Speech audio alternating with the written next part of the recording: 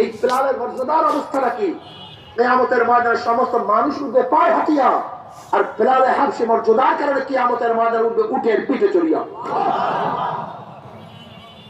কিয়ামতের ময়দানে নবী আলাইহিস সালাতু ওয়াস সালাম যে উটের উপরে থাকবেন, সেই উটের রশিটা থাকবে বেলালে হাবশীর হাতের মধ্যে। বেলালে হাবশী কে?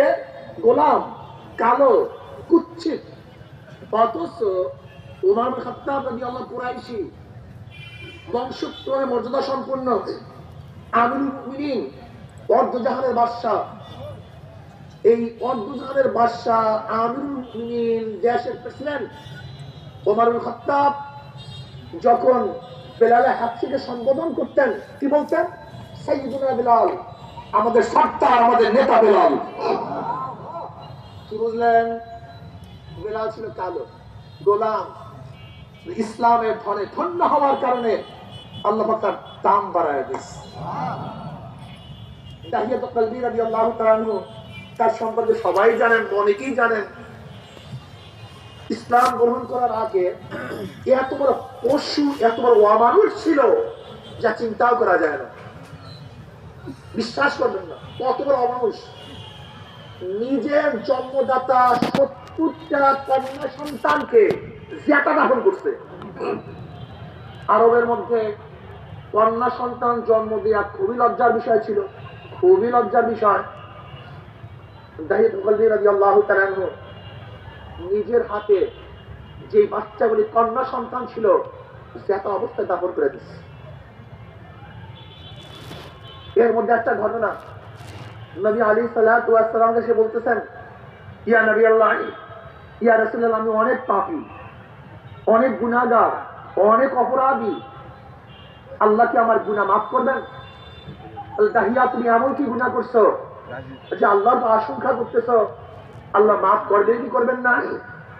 ইয়া নবী আল্লাহ, আমার গুনাহ অনেক বড়, অনেক মারাত্মক, অনেক খারাপ গুনাহ করছি, আল্লাহ কেন মাফ করবেন? কি গুনাহ করছো? ইয়া নবী আল্লাহ, ইয়া রাসূলুল্লাহ, আমার নিজের হাতে 70টা কন্যা সন্তানকে দাফন করছি জেতা অবস্থায়। এর মধ্যে একটা কন্যা সন্তানের কথা আমি ভুলতে পারি না, আমার কলিজার মধ্যে বারবার আঘাত করে, বারবার পীড়া দেয়। ইয়া নবী আল্লাহ, আমার স্ত্রী গর্ভবতী, আমি সফরে গেছি, সফরের মধ্যে আমার স্ত্রী বাচ্চা প্রসব করছে।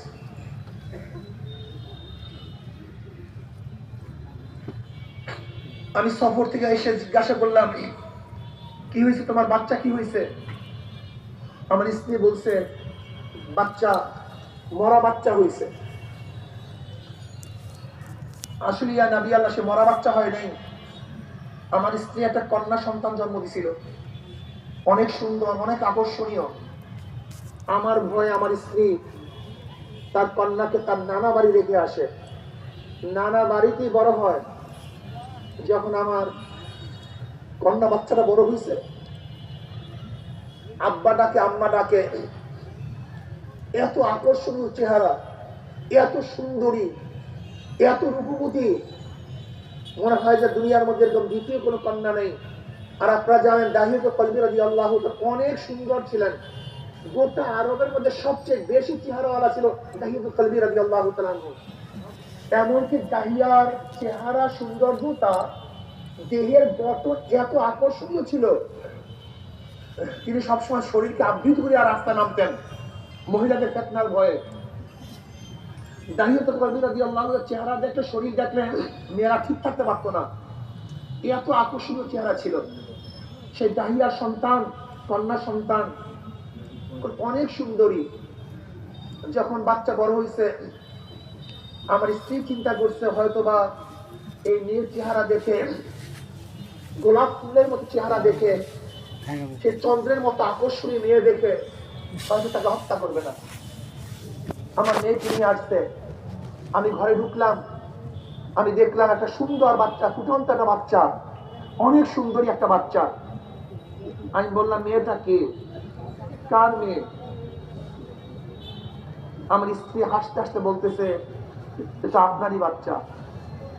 ইয়া নবী আল্লাহ, ইয়া রাসূলুল্লাহ, যখনই বলছে আমার বাচ্চা, তখন আমার অন্তরের মধ্যে শয়তান ওয়াসওয়াসা দিছে যে তাকে হত্যা করতে হবে। ইয়া নবী আল্লাহ, ইয়া রাসূলুল্লাহ, একদিন আমার স্ত্রীকে বললাম, আমার মেয়েকে সাজিয়ে দাও, আমি তাকে নানা বাড়িতে নিয়ে যাব। আমার স্ত্রী খুবই খুশি হয়েছে যে আমি তাকে হত্যা করব না, তাকে আদর করব। ইয়া নবী আল্লাহ, ইয়া রাসূলুল্লাহ, আমার মেয়েকে খুব সুন্দর মতো সাজানো হয়েছে। আমি আগেই পাহাড়ের কিনারে একটা গর্ত করিয়ে আসছি।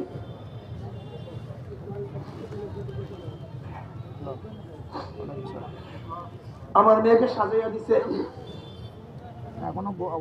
আমি মেয়েকে নিয়ে রওনা করলাম। মেয়ে আমার পিছনে পিছনে হাঁটে। আমি যখন পাহাড়ের পথ ধরলাম, যেহেতু মেয়ে একটু বড়, সে বলছে, আব্বু কোথায় যাও? এ তো নানামারির পথ না, নানামারির পথ তো অন্যদিকে। আমি তাকে বললাম, তুই কয়টা পথ চিনোস? এই দিক দিয়েও নানামারি যাওয়া যায়। ইয়া নবী আল্লাহ, ইয়া রাসূলুল্লাহ, আমি তাকে নিয়ে আস্তে আস্তে যখন পাহাড়ের কিনারে গেলাম, ওই আমার মেয়ে দূর থেকে যখন এই গর্ত দেখছে, সে বুঝতে পারছে আমাকে হত্যা করবে।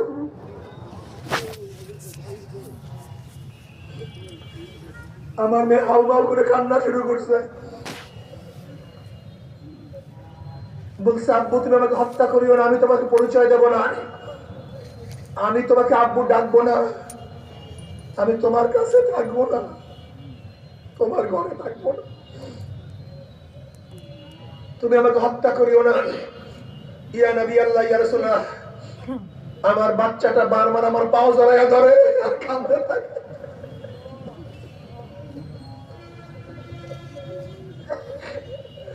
ইয়া নবী আল্লাহ, ইয়া রাসূলুল্লাহ, আমি কত খারাপ ছিলাম, কত পাষণ্ড ছিলাম। ইয়া নবী আল্লাহ, ইয়া রাসূলুল্লাহ, আল্লাহ